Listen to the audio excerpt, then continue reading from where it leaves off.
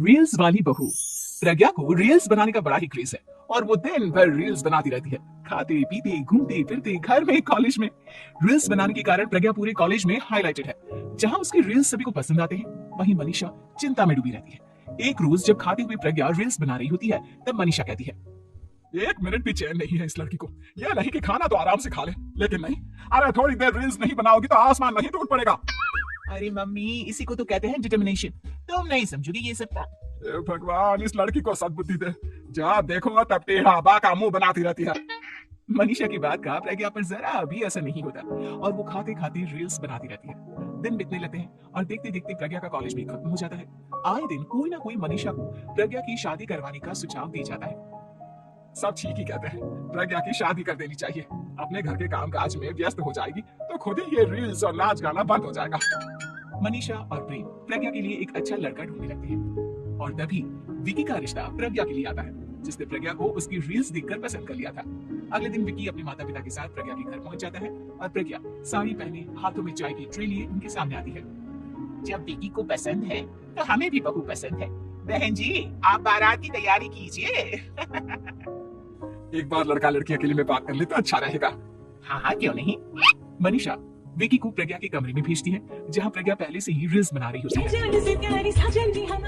तभी विकी कहता है, आ गए आपके साजन जी, हमारे साथ ये रील्स कंप्लीट करती तो और भी अच्छा रहता। अच्छा जी, अब आ ही गए हैं तो बना ही लेती हूँ आपके साथ।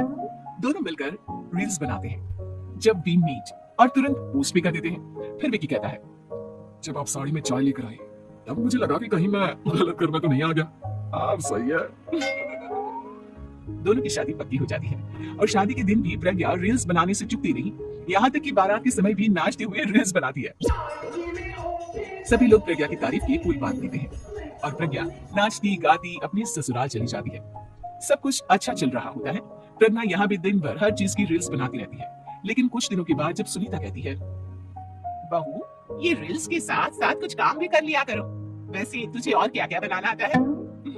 मम्मी जी, वैसे तो सब कहते हैं कि मैं सब कुछ अच्छा बनाती हूँ, लेकिन मुझे लगता है कि मैं मैगी अच्छा बना लेती हूँ, हाँ, कॉफी भी अच्छा बना लेती हूँ और मुंह तो सबसे अच्छा बना लेती हूँ।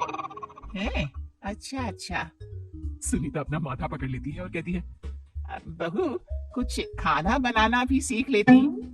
मम्मी जी, मैं लंबी प्लानिंग कर रही हूँ। जल्दी ही मैं इतनी फेमस हो जाऊंगी कि मुझे पैसे मिलने लगेंगे। हम दोनों सास बहू राज करेंगे, राज। नौकर काम करेंगे और लोगों की तो लाइन लगेगी हमसे मिलने के लिए। तेरा दिमाग खराब हो गया है क्या बहू? हंसी मजाक तक ठीक है, लेकिन इस तरह घर नहीं चलते। जितना जल्दी हो इस घर के तौर तरीकों को सीख लो। प्रज्ञा मुंह घुमाकर चली जाती है और तुरंत उसी वक्त एक रील बनाती है। एक सुनीता का गुस्सा 7वें आसमान पर चला जाता है और विकी के घर आती ही सुनीता उसे सब कुछ बताती है। विकी भी अब प्रज्ञा की इन हरकतों से परेशान हो जाता है। तुम टेंशन मत लो मम्मा, मैं देख लूंगा। विकी कमरे में जाता है तो देखता है कि प्रज्ञा रील्स बना रही है। विकी बड़े ही प्यार से प्रज्ञा से कहता है, प्रज्ञा, इन सब के लिए मैं तुम्हें मना नहीं कर रहा हूँ, लेकिन फिर भी हर वक्त तो ये अच्छा नहीं लगता ना। समझने की कोशिश करो, मुझे भी तुम्हारा थोड़ा वक्त चाहिए। मैं जब ऑफिस से आता हूँ तो मुझे समय देने की जगह इसी में लगे रहता है। तुम ज्यादा ही सोच रहे हो। तुम भी मेरे साथ रील्स बनाओ ना, तुम्हें भी बहुत अच्छा लगेगा। तुम्हें इज्जत से कोई बात समझ में नहीं आती क्या? दिमाग खराब हो गया है तुम्हारा इस चकाचौंध से। अगर तुमने अपना रवैया नहीं बदला तो मैं तुमसे दूर चला जाऊंगा। तुम ही रिश्ता लेकर आए थे, मुझे लड़कों की कमी नहीं थी और ना आज है। विकी दरवाजा पटक कर चला जाता है।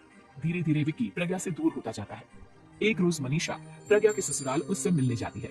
तब सुनीता उससे कहती है, बहन जी, अब आई है तो कुछ दिन यहाँ रहकर जाइएगा, आप ही का घर है।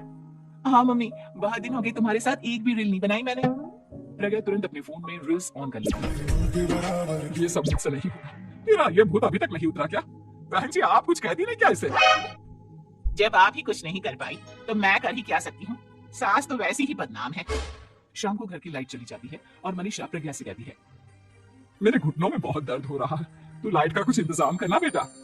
अच्छा, कैंडल जला देती हूँ मम्मा। प्रज्ञा गाते हुए कैंडल जलाती है और खिड़की के पर्दे के पास रख देती है। मनीषा, जिसे बहुत दर्द हो रहा है, वो सो जाती है और प्रज्ञा हमेशा की तरह अपने ड्रेस में लग जाती है। उधर कैंडल की वजह से पर्दा आग पकड़ लेता है और मनीषा के कमरे में आग लग जाती है। बचाओ, कोई है, बचाओ। सभी भागते हैं और विकी कमरे की आग बुझाने में लग जाता है, लेकिन तब तक मनीषा आधी जल चुकी थी। मनीषा की हालत देख प्रज्ञा रोने लगती है। विकी मनीषा को तुरंत हॉस्पिटल ले जाता है और उसे एडमिट कराता है। विकी प्रज्ञा से कहता है, देख लिया ना, तुम्हारे इस नाच गाने की वजह से आज तुम्हारी माँ की जान जाते जाते रह गई। अब पता नहीं तुम और क्या चाहती हो। उधर डॉक्टर कहते हैं इनकी हालत बहुत नाजुक है, आधे से ज्यादा जल चुकी है। प्रज्ञा रोती हुई मंदिर में जाती है और भगवान के आगे जाकर कहती है, भगवान मेरी माँ को ठीक कर दो, मैं कसम खाती हूँ हाथ से ये रील्स बनाना छोड़ दूंगी, बस मुझे मेरी माँ वापस मिल जाए। 2 दिन बीत जाते हैं और मनीषा खतरे से बाहर आ जाती है। पेशेंट अब ठीक है, आप लोग उनसे मिल सकते हो। सब कोई मनीषा से मिलता है और प्रज्ञा सबके सामने अपना फोन तोड़ देती है। मुझे माफ कर दो मम्मा, मैंने तुम लोगों की बातों को नजरअंदाज किया। बेटा कोई भी चीज जरूरत से ज्यादा खराब है। मैंने तुम्हें रील्स बनाने से कभी मना नहीं किया, लेकिन हर वक्त एक ही चीज तो सही नहीं है। मैं समझ गई हूँ मम्मा, आई एम सॉरी। प्रज्ञा उस दिन से रील्स बनाना छोड़ देती है